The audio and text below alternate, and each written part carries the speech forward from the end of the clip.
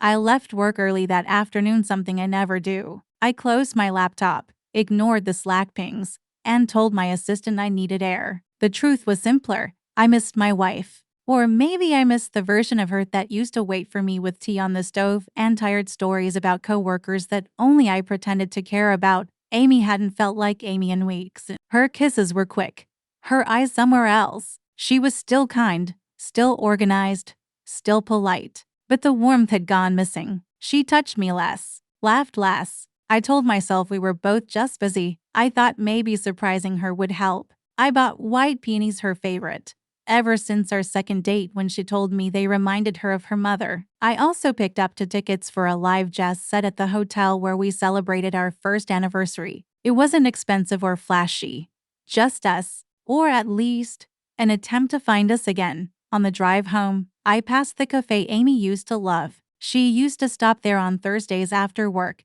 but for the past month, she'd said she was too slammed. I slowed at the red light. Just habit, I told myself. Then I saw her. She was at the corner table near the window, her posture relaxed, really smiling at a man across from her. He was sharply dressed in a blazer and watch I couldn't afford. Her body leaned toward him. And then I saw it, her hand resting lightly on his wrist. I pulled over. My hands gripped the wheel so tightly my knuckles ached. I sat there for at least 10 minutes, trying to rationalize it. Work meeting? Friend. But the way she looked at him, soft, familiar, open, that wasn't work. I walked into the cafe. My heart pounded so hard I could hear it in my ears. Amy noticed me halfway across the room. Her smile vanished. The man turned, confused. I didn't look at him. I didn't ask questions. I placed a folded note in front of her. Then I turned around and walked out. The note said, "Don't come home." I drove around for hours after that. The flowers wilted in the passenger seat. The ticket stayed in my pocket. I didn't cry, not yet. I just kept driving, like if I moved fast enough, the pain wouldn't catch up. But it did, and it spoke one truth, over and over in my mind. She gave him the look she used to give me. Asterisk at 10:04 p.m. The front door opened with a soft creak. Like any other night. Amy walked in slowly, quietly, heels clicking against the floor like nothing had changed. She wore the same white blouse from the cafe, her camel coat draped neatly over her arm. Her expression was calm, studied, almost like she'd rehearsed whatever version of the truth she was going to tell. "I'm home," she said, voice gentle, controlled. I sat on the couch, the lights low. The bouquet still sat on the dining table, unopened. Its petals had started to wilt at the edges. It looked like something from a funeral. She put down her bag and glanced toward the kitchen. "Justin?" I didn't respond. After a beat, she crossed her arms. "So, are you going to tell me what this is about?" "You were with him," I said. Amy sighed, dragging a hand through her hair. "You followed me?" "No, I passed the cafe. Saw you by accident." "So enough." She shook her head slowly. "He's a client, Neil Harbor. We were going over a development deal. I saw how you touched him." Her mouth pressed into a line. "Jesus, Justin, you're being paranoid. Then prove me wrong." "I'm clean. You have until tomorrow morning." Her eyebrows raised. "What? You're not staying here tonight. Go to your sister's. A hotel. I don't care. But if you want to come back tomorrow, it has to be with the truth. Not half of it. All of it." She blinked rapidly, like she hadn't expected that response. Maybe she thought I'd beg, that I'd yell, that I'd be shattered. But I wasn't shattered. I was done.